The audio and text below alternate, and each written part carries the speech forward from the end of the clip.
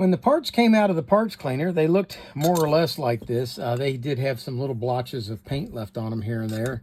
And I took a wire wheel, or sorry, a wire brush, this one here, and I just kind of scrubbed it a little bit. And the rest of the paint all came off, except on this panel right here. And this one left a little bit of green paint on the inside here, and I used a piece of 4/0 steel wool to scrub that off. And these all come out looking pretty good. Now, the one thing that did have a little difficulty coming off on the inside right here is where the felt goes for the drag. And those soaked in there, and yes, they did eventually come off. And if you look, they kind of come off in pieces like this. And I don't want to use that and put it back in there. It's pretty nasty looking. And so what I did is I ordered some felt online, and they made 1/16 inch. If I had it to do over again, I would not buy 16th inch felt. I would buy the 1/8 inch felt. And I'm going to show you how I went about making this piece. I'm going to repaint this. I don't think it's going to be the original color. I don't think I'm going to try to go back with that green. I think I'm going to go with something else. But I'm going to show you what I did to make that ring. Also, the gear in this thing, let's see if you can see it adequately. Okay, if you look at the teeth, they actually look pretty good on the front side, but if you turn them sideways and look, I believe, let me put on a pair of glasses. I don't have any on at the moment. Let's see if you can see it. Yeah, if you look at the edge of these, you'll see that there's divots cut into the face of each of these gears. And if you look at the pinion gear, you'll see that it's even worse. See how that's been cut into? And this still would have worked. I could have put this together and it still would work, but it wouldn't be very smooth. Well, as luck would have it, Dan Selvig, who was just here a few weeks ago with his Shakespeare collection, happens to have an 1850 parts reel that he's going to send me, and we're going to salvage the gears out of that and put them into this. And one of the other pieces that I think we're going to try to salvage, one's going to be the handle. So you saw me make the new handle for this. And remember, I had to braze this up. Well, his isn't brazed, his is original. So we're going to be able to swap that part out. And I'm hoping the chrome was in good shape. If not, I'm going to try to re-nickel plate it and see what we can do. And the other part is this trap door assembly on this that isn't working properly. Maybe when I put it all back together, it will work properly. But if not, I might try to swap that part in. Okay? So let's get that all out of the way. And what I'm going to do, what I bought was, I bought a big sheet of this felt. It's a 16th inch in thickness. And what we're going to do, I'm going to cut a section out of it.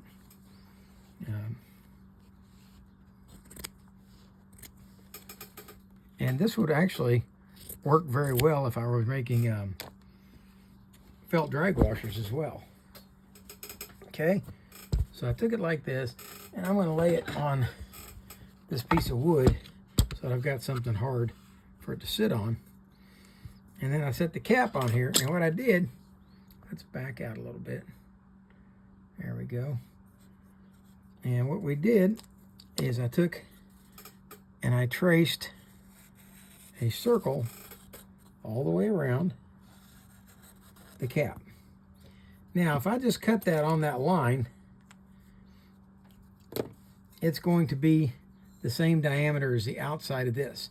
So what I want to try to do is try to move inside that and try to cut the circle so that it's a good, let's say, that looks like that's just about the thickness of this cap. So what we're going to try to do is try to stay in that realm.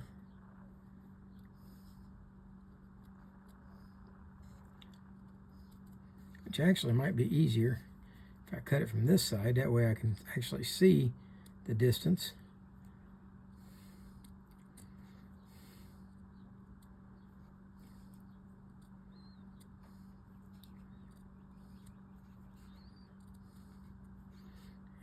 can see about how much I'm removing from the original outside rim.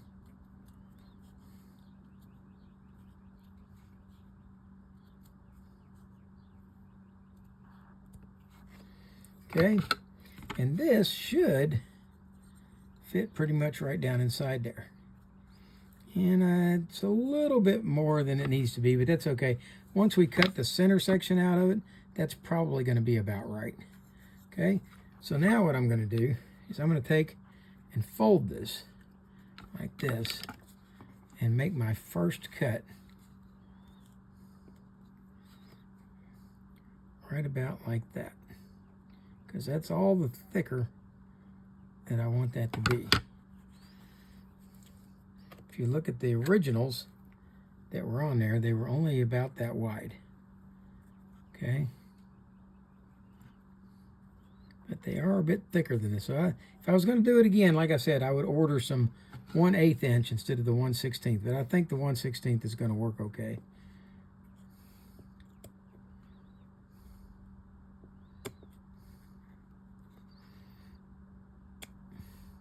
And I thought about trying to cut this with a razor, but I'm afraid that it would catch and tear. So that's why I opted to go with the scissors.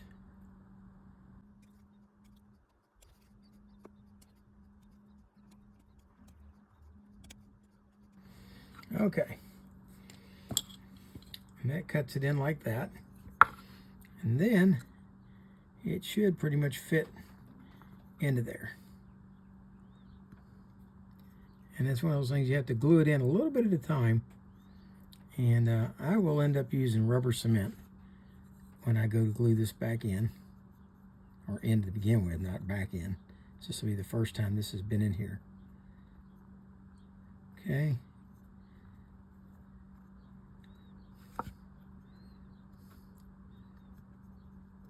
And as we pack that down in there, it will hold. But yeah, I think I'm going to use rubber cement when I glue that in. And that'll hold that in place. And that gives us our felt for our drag. And that's the way that's going to work. Okay, and I'll glue that in at a later date. But I wanted to show you how I went about doing it. And I'm going to take, I'm considering polishing this up and trying to paint it with a clear coat and leave it that way. But I'm thinking that I'm going to paint the body a red, even though it originally was green. And I think the red would look really good on there, especially if I polish these side plates and left them clear coated. I think it might look pretty cool, but who knows, maybe I'll paint it the whole thing. It's all still up in the air at the moment. Right now I'm waiting around for the parts reel to arrive. It should be getting here on Monday or Tuesday. And there's the model 1850 spinning reel. And I think for now this is going to complete part 1 of this. And yeah, it looks like it's on upside down, but it's not, because this is an underspin reel, so it's going to go this way. And I think that's going to complete this section. And we will, I think I'm going to go ahead and do that. And I might even do one on, if I need to nickel plate the handle for the other reel, or for this reel, then I will probably make a video of doing that also. So this may end up being a like 4 or 5 part video on this 1850. I'm getting a whole lot more in depth into this than I usually do. So I think I'm going to end this video at this point though. So for now, that's Rick Stivers, Young Martin's Reels, signing out. Okay, I'm back with my rubber cement. And man, this stuff has gotten stupid expensive. I was going to buy a new bottle of this because it's kind of getting a little stringy. Okay, so I was going to go buy a new bottle, and a new bottle was $15. I think I paid like $4 for this. So it's gotten stupid expensive. But it still works, so I'm going to keep using it. I think I'm going to try cutting it a little bit with some acetone and see if it'll help that I just want to put a little bit of rubber cement along each one of these little tracks right here.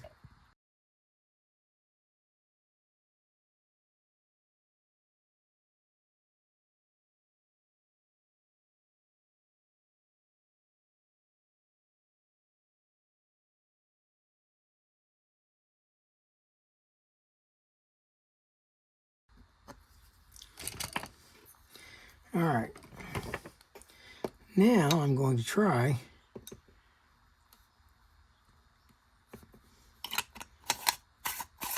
screw this down.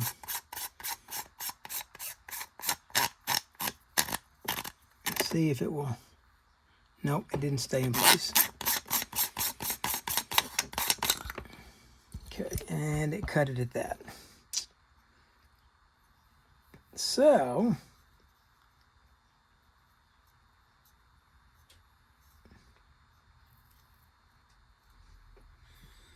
all right, that one didn't work. I have two, I cut two. So, let's try to put in the second one.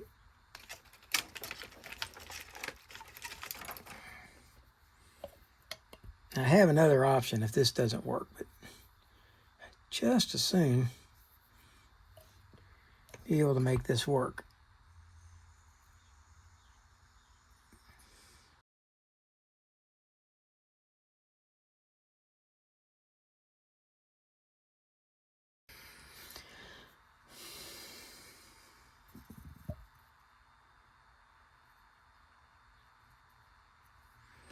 Let's try putting it in again.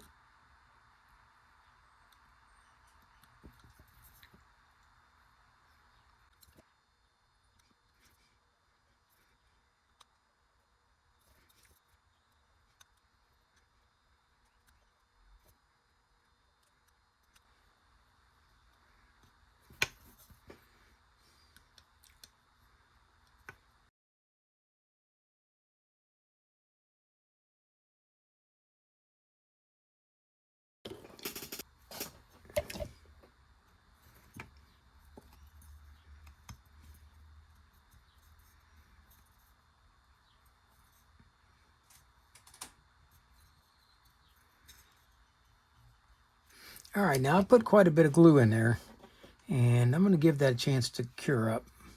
So that's going to be a while from now. So we're going to set it over to the side, and I'm going to move on to a different reel for now. Now, let's see if my glue has dried over here. It seems that it has, so let's give this a try at putting this on.